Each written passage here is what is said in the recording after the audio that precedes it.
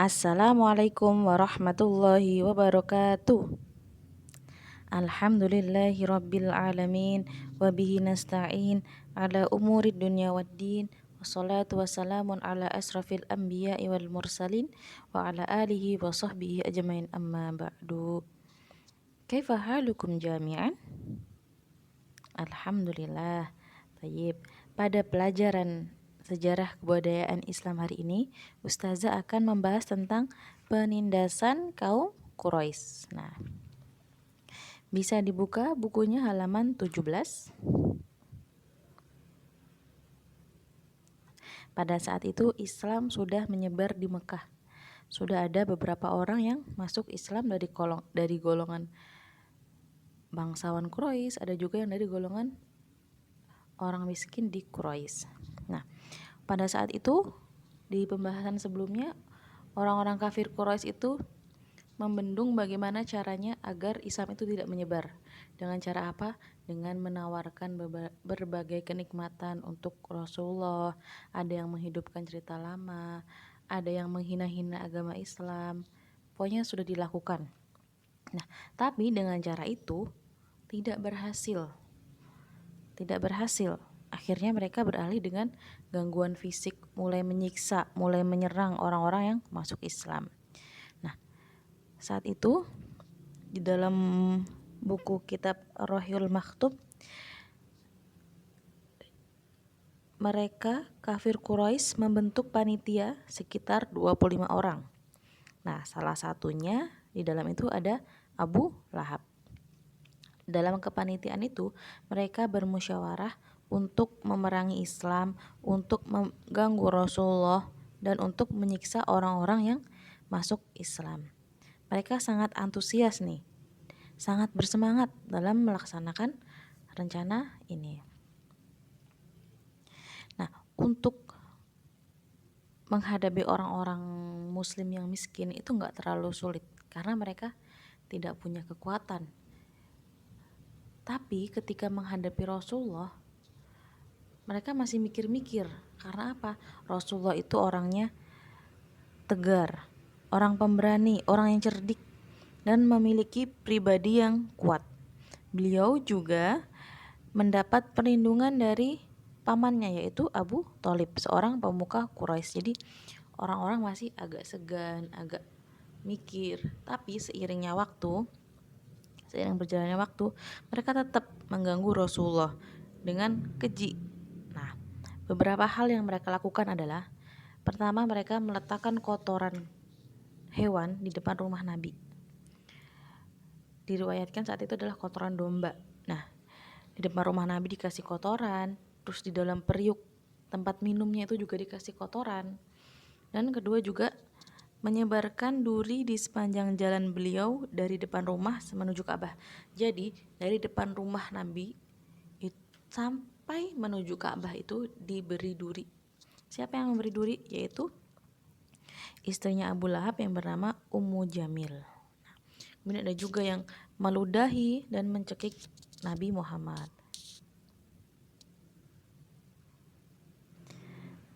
Ada sebuah kisah tentang Rasulullah.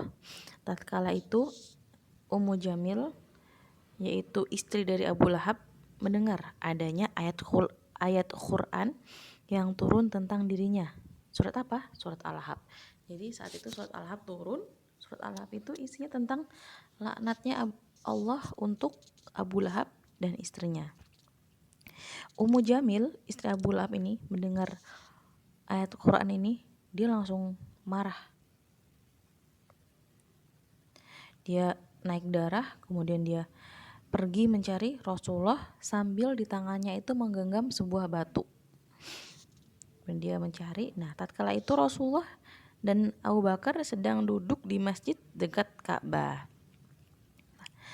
Kemudian setelah dia sampai di depan Rasulullah sambil menggenggam batu tadi, dia bertanya kepada Abu Bakar. Di situ ada Rasulullah ya, ada Rasulullah dan Abu Bakar. Ummu Jamil bertanya kepada Abu Bakar, "Wahai Abu Bakar, mana temanmu? Kudengar dia menyindirku. Demi Allah, andai kata aku melihatnya, tentu kutimpukan batu ini ke mulutnya." maksudnya demi Allahnya Ummu Jamil itu, Allahnya dia itu, Tuhannya dia itu ya patung itu tadi ya. Nah, terus kemudian setelah berkata seperti itu, Ummu Jamil langsung pergi berbalik arah karena dia tidak melihat Rasulullah di situ. Kenapa dia tidak bisa melihat Rasulullah? Karena Allah menutup pandangan Ummu Jamil dari Rasulullah. Kemudian Abu Bakar bertanya kepada Rasulullah, "Wahai Rasulullah, tidakkah engkau melihatnya dan dia melihat engkau?" Kemudian Rasulullah menjawab, "Dia tidak melihatku karena Allah telah menutup pandangannya sehingga tidak bisa memandangku." Nah, Masya Allah kan, ini adalah bentuk Rasulullah, bentuk Allah untuk melindungi Rasulullah. Kemudian ada cerita lagi tentang Rasulullah. Nah, ini ada seorang kafir Quraisy bernama Uqbah bin Abu Mu'id. Nah, pada suatu hari Rasulullah itu sedang sholat di masjid dekat Ka'bah. Beliau sedang sholat, kemudian di seberang sana ada Abu Lahab dan kawan-kawannya ini, termasuk Uqbah bin Abu Mu'id ini. Mereka sedang duduk-duduk, kemudian di antara mereka ini, di antara komplotan Abu Jahal ada yang bertanya, "Siapa yang berani meletakkan kotoran di punggung Muhammad ketika dia sedang sholat?" Ada yang bertanya, "Siapa yang berani meletakkan kotoran unta di punggung Muhammad ketika dia sedang sholat?"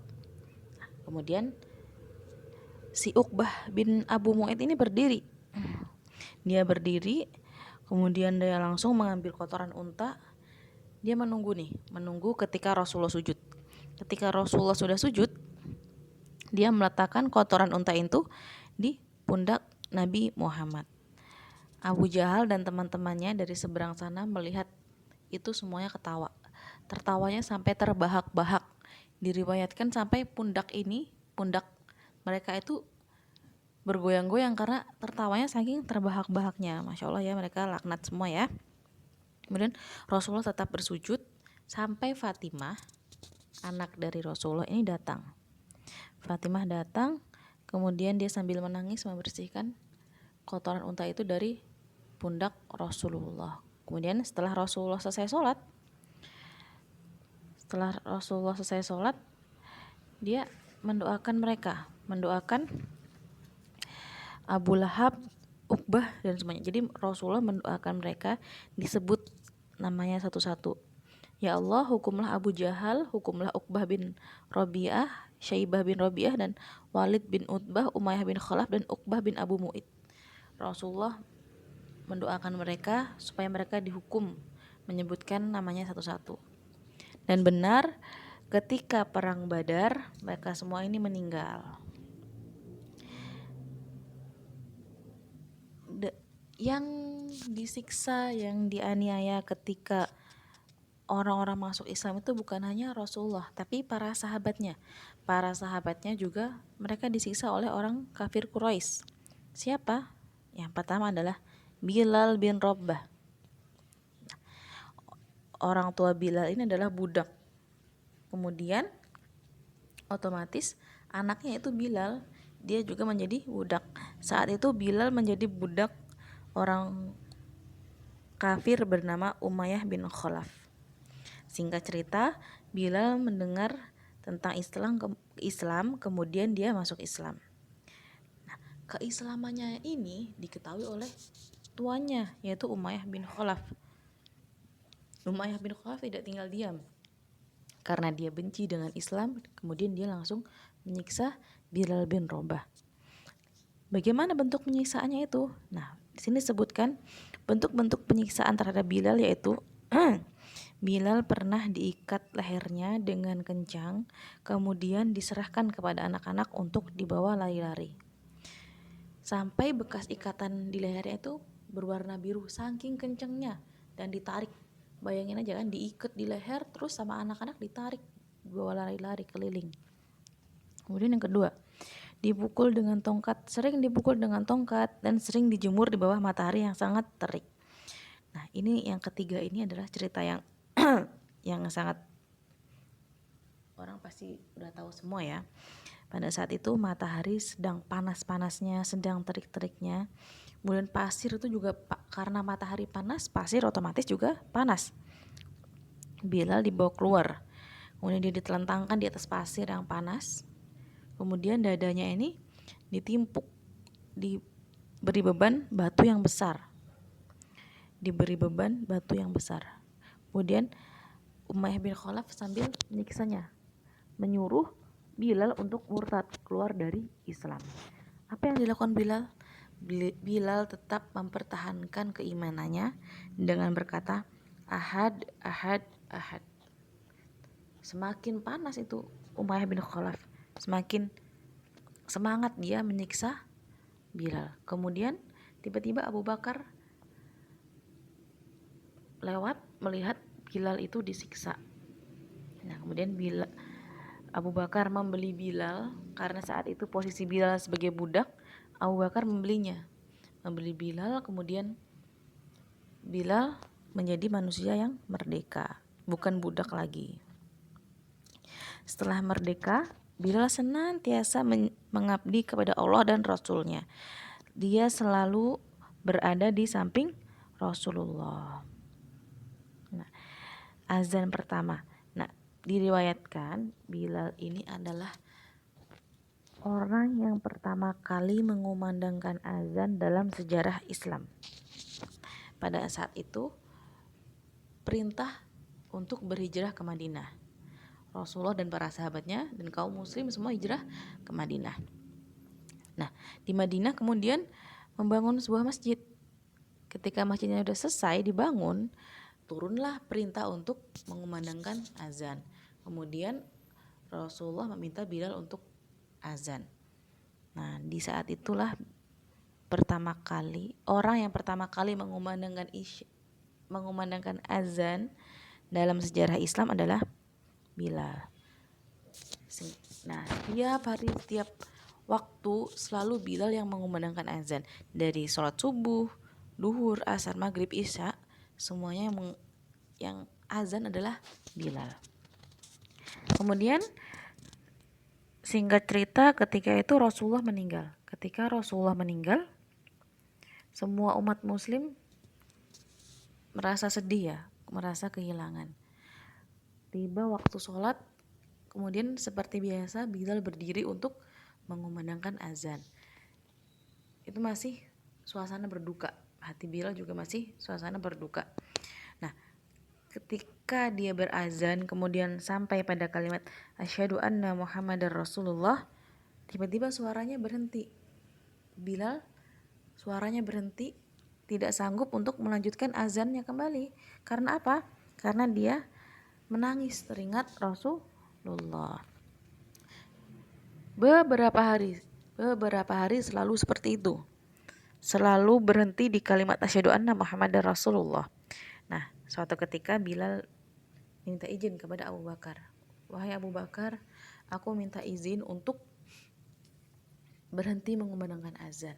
Kemudian Abu Bakar menjawab, aku tidak akan mengizinkan ketika Rasulullah telah memerintahkan langsung kamu untuk mengumandangkan azan. Kemudian Bilal memohon lagi untuk tidak mengumandangkan azan. Kemudian Abu Bakar menjawab, beri aku alasan, kenapa kamu itu gak mau mengumandangkan azan?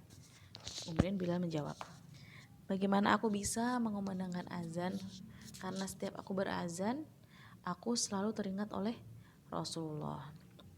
Kemudian singkat cerita, Abu Bakar mengizinkan Bilal untuk tidak mengumandangkan azan lagi. Kemudian Bilal pergi berhijrah ke suatu kota. Nah, di kota itu selama berbulan-bulan, kemudian dia bermimpi bertemu Rasulullah. Ketika bangun dia menangis. Dia menangis karena apa? Karena dia takut ditinggal Rasulullah. Kemudian dia kembali ke Madinah untuk berziarah ke makam Rasulullah. Nah, ketika berziarah ke makam Rasulullah, dia di sana bertemu dengan Hasan dan Husain, cucunya Rasulullah. Kemudian Hasan dan Husain ini meminta Bilal untuk azan lagi. Nah, ini udah lama ya, udah berbulan-bulan. Ketika Bilal azan, sama, dia menangis kembali. Dia tidak sanggup melanjutkan azannya ketika sampai pada kalimat asyhadu anna Muhammadar Rasulullah. Dia kemudian menangis terseduh-seduh karena teringat Rasulullah. Sampai salah seorang penduduk Madinah berkata, tidak ada tangisan yang paling sedih kecuali tangisan Bilal. Masya Allah ya. Bilal ini juga termasuk orang yang dijamin surga. Rasulullah pernah bertanya kepada Bilal, wahai Bilal, amalan apa yang kamu lakukan sehingga aku mendengar suara sendal kamu berjalan di surga? Masya Allah ya, suara sendalnya aja udah ada di surga. Kemudian Bilal menjawab, wahai Rasulullah, aku tidak melakukan amalan apapun kecuali ketika setelah selesai berwudu, aku melakukan sholat 2 rakaat. Amalan yang dilakukan Bilal sampai suara sendalnya itu terdengar di surga, yaitu ketika dia selesai berwudu, dia sholat 2 rakaat selesai wudu. Kemudian sahabat yang kedua, Ammar bin Yasir dan keluarganya. Ammar adalah putra dari Yasir dan Sumayyah, budak dari Bani Makhzum. Ammar ini masuk Islam bersama kedua orang tuanya. Kemudian singkat cerita, keislamannya diketahui oleh orang-orang Quraisy. Kemudian Ammar dan keluarganya ini disiksa setiap hari. Dijemur di bawah matahari, ditimpa batu, ditenggelamkan ke dalam air yang kotor, kemudian dikubur di dalam pasir juga. Orang-orang kafir Quraisy ini menyiksa Yasir dan keluarganya agar mereka keluar dari Islam, dan mereka memaksa agar dan orang-orang kafir ini memaksa agar Ammar dan keluarganya mencela Rasulullah dan kembali menyembah patung. Nah, karena setiap hari disiksa, kedua orang tua Ammar, yaitu Yasir dan Sumayyah, meninggal. Sumayyah, ibunya, diriwayatkan meninggal ditusuk pakai tombak dan meninggal. Dan dia termasuk salah satu wanita muslim pertama yang syuhada, yang wanita syahid pertama ya, syahid pertama kali. Wanita yang syahid pertama kali adalah Sumayyah. Mereka, Yasir dan Sumayyah ini, orang tua dari Ammar, meninggal dalam keadaan Islam. Mereka rela disiksa untuk mempertahankan keimanannya. Masya Allah ya.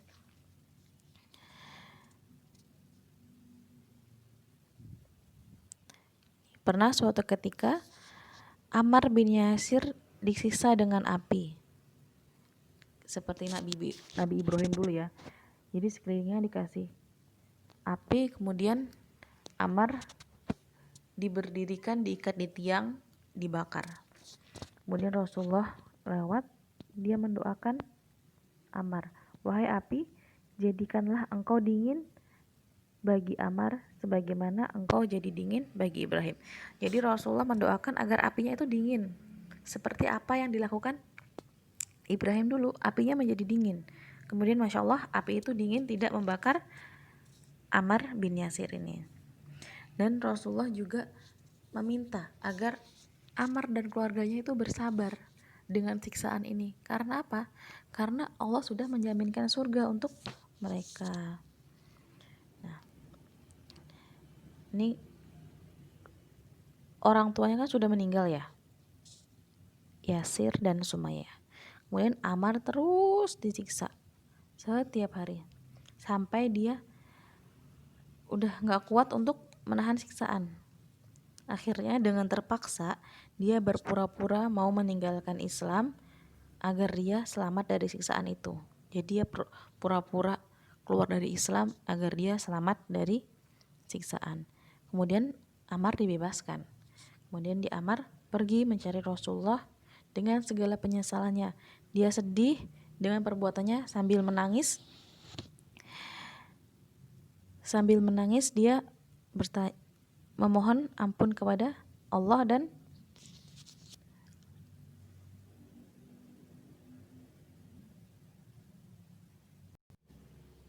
saya ulangi ya. Kemudian dia mencari Rasulullah dengan segala penyesalannya. Dia bersedih. Nah, lalu turunlah ayat yang berkenaan dengan Ammar ini. Karena apa? Karena Ammar tadi keluar dari Islam itu berpura-pura karena ingin terbebas dari siksaan orang-orang kafir Quraisy. Barang siapa yang kafir kepada Allah sesudah dia beriman, dia mendapat kemurkaan Allah, kecuali orang yang dipaksa kafir padahal hatinya tetap tenang dan beriman. Nah, jadi Ammar ini dia terpaksa keluar dari Islam karena sudah tidak kuat menahan siksaan dari kafir Quraisy, tapi hatinya tetap Islam, mempertahankan keimanannya. Kemudian Allah menurunkan ayat ini. Masya Allah ya, perjuangan para sahabat. Masih ada beberapa sahabat lagi yang akan dibahas dalam buku ini. Insya Allah akan dilanjutkan di bab selanjutnya ya. Jazakumullah khair katsiran kepada anak-anak semuanya. Semoga kita bisa mencontoh kebaikan dari para sahabat dan Rasulullah. Wassalamualaikum warahmatullahi wabarakatuh.